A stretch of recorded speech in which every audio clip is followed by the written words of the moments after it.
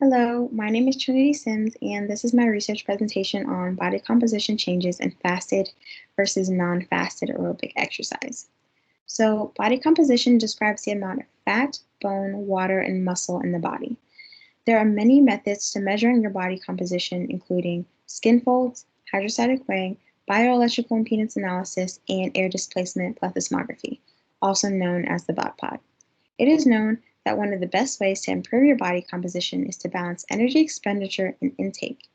Research has shown that providing your body with the nutrients it needs prior to exercise impacts the body's physiological response immensely. But it is up for debate as to whether exercising in a fasted state has a greater effect in comparison to exercising in a fed state. Thus, the purpose of the study was to evaluate the body composition differences in fasted aerobic exercise as opposed to non fasted aerobic exercise. 10 women from UTA volunteered to participate in this study, and each participant had their height, weight, and waist circumference measured prior to the start of the study.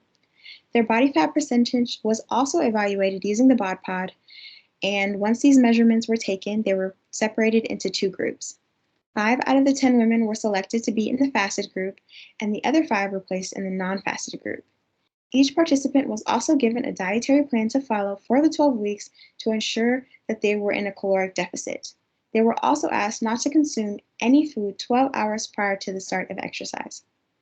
The non-fasted group was given a pre-workout meal which consisted of a cup of Greek yogurt and a kind granola bar.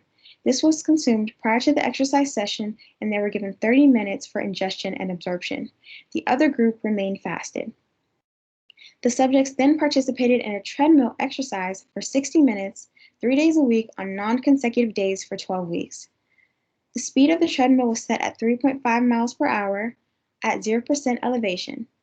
The elevation was increased 1% every 2 weeks, and prior to the start of each session, their weight was recorded. At the end of the 12 weeks, the participants' height, weight, waist circumference, as well as their body fat percentage was also measured again. So, in conclusion, the results of this study suggest that there aren't significant differences between body composition results when experiencing or exercising in a fasted state as opposed to a fed state. This indicates that body composition changes associated with aerobic exercise are similar regardless of whether in a fed state or a fasted state. However, more research over a more extended period of time may be needed to show significant differences.